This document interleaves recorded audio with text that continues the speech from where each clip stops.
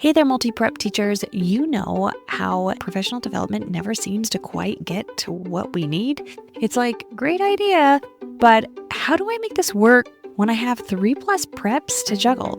That's exactly why I created the Simplify Your Preps Collective. It's a free Facebook group built just for teachers like you, where we share tips, resources, and real talk about making multi-prep teaching less overwhelming and more doable. Sound like your kind of space? Head to kristenmasick.com/collective and join us today. Let's simplify together. Does this sound familiar? It's January and you're juggling multiple preps, drowning in lesson plans, grading for 100+ students, and a copious amount of unread emails. I've been there. But one year, everything changed. And today, I'm sharing exactly how I took control of the chaos and made it work for me. Welcome to the Secondary Teacher Podcast, the podcast for middle and high school teachers juggling multiple preps to get the strategies to reduce overwhelm so that you don't have to choose between being an effective teacher and prioritizing important relationships. I'm your host, Kristen Masick, a 10-year high school engineering teacher, former middle school assistant principal, and teacher coach. Every week, we will discuss strategies, systems, and time-saving tips to help you not only survive but thrive as a multiple prep teacher. At the time, I was managing 5 different preps, a newborn, and I was also splitting my time between 2 schools. I would teach at one school in the mornings on A day, and then in the afternoon, I'd go to another location, and then my B days were back at that first school all day. I was also working late every night so that I could stay on track, and I'll admit, too, that I was working late because I was used to working late before we had our baby. So the shift did not happen overnight, especially because at this point, I had already been in my career for 5 years doing the grind and thinking that this is how it was supposed to be. And it had become a habit. But I ended up making small intentional changes that snowballed into big results. Being a multiple prep teacher is overwhelming because each of your courses and classes have different needs. Beyond the fact that you have a lot of students, but you have different subjects, different content areas. It requires different setup. Maybe some of your classes have labs, some of them don't. Perhaps you move locations just depending on what you are teaching. Maybe you need a kitchen for this class, but a classroom setting for another class. There is a lack of time for family, hobbies, or self-care. And you're always feeling like you are behind or letting someone down, whether that's your students or your family. If you feel like you're spinning plates just to survive every day, you're not alone and you're not stuck. I've mentioned before this idea of Kaizen. When it comes to productivity, the Toyota way or lean manufacturing uses a phrase and a term called Kaizen. And the idea behind Kaizen is that it is continuous improvement. It doesn't mean that things have to be huge or massively productive, but it's the small things that you can do to improve every single day. And it's the small things that, when it comes to manufacturing, will really cut down costs, but they tend to be things that may seem minor. Really doing these small, tiny things will really help you in the end. Here are some things that I was able to do and that you can do to help transform your work and make it so that there is less overwhelm as a multi-prep teacher. Now, the first one that I did was setting boundaries to protect my family time. I had mentioned that I was just used to working a ton, and that was just how my first 5 years in education, that was my life, and didn't know any different. Quite honestly, Jared was doing the exact same thing when he was at that same point. He was splitting between 2 different schools. We had very similar things that we were doing. We were constantly working every single night. Well, now we have a baby, and this was a baby that we really wanted, and we went through a lot of infertility to get this baby, and we didn't want to waste that time that we had been blessed with. Setting boundaries was the first thing that we did. I'm not saying that I am the boundary guru. My friend Jen Manley over at the Strategic Classroom, I would say she tends to be more of a guru. She has some great ideas, especially when it comes to setting emails or boundaries with your emails and saying no to things. But that's what I started to do. First, I started saying no to things.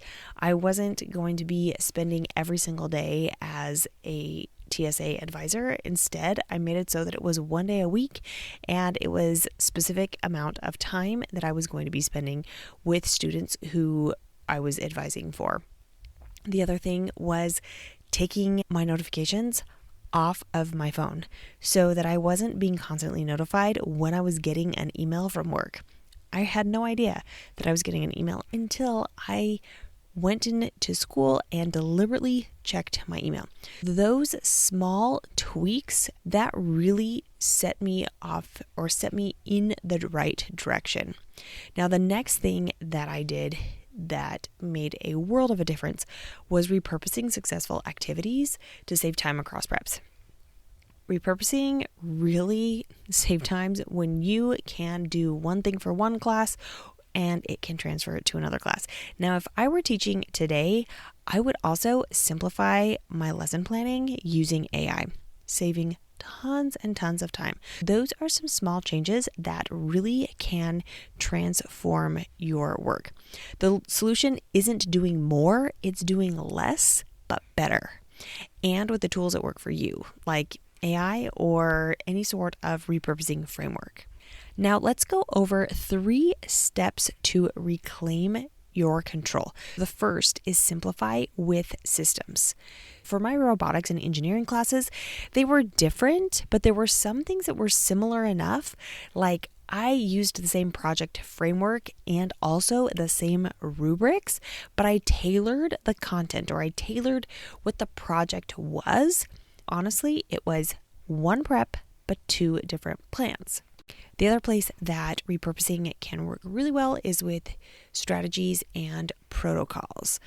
If there is something that you have found that is engaging to your students in one class, it can be for another. Whether that's a game and you've just adjusted the game, or perhaps it's a discussion protocol, those types of things you can plan out once and then repurpose for your different class periods.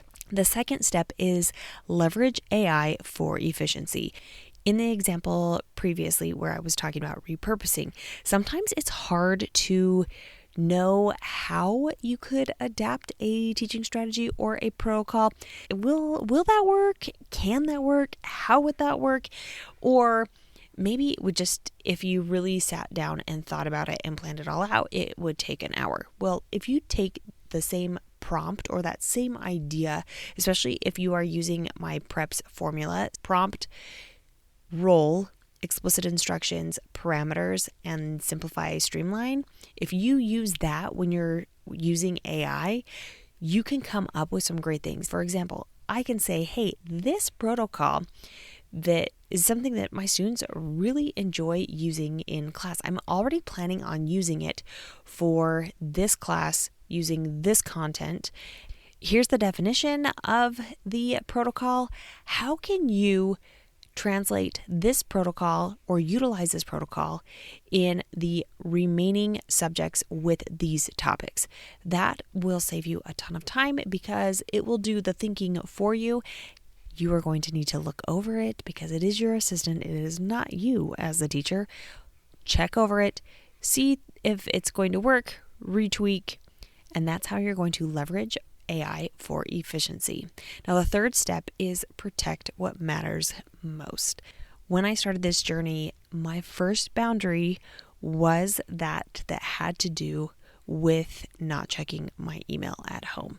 Now, since then, I have a lot more boundaries. There are specific times of the night that I work or I don't work. I wait until my children go to bed, and I also limit and set some boundaries so that I am not working longer than I want to. I also am prioritizing myself. Just think about ways and boundaries, but you only need to start with one now, and then, like Kaizen, continuous improvement, you can continue to add additional boundaries to help you simplify and, once again, protect what matters most. AI is something that I heavily use right now, and it helps me create things quicker. It helps me do my work at my office and not have to worry about bringing things home, and so that I don't have to be working on things instead of spending time with my children. If you are ready to get started in shifting some of the systems that you already have, then you want to grab my New Year, New Preps resource. The link is in the show notes. If today's episode was helpful to you, it could be for others. Make sure to share it with a colleague and tag me at Kristen Masick. Until next week.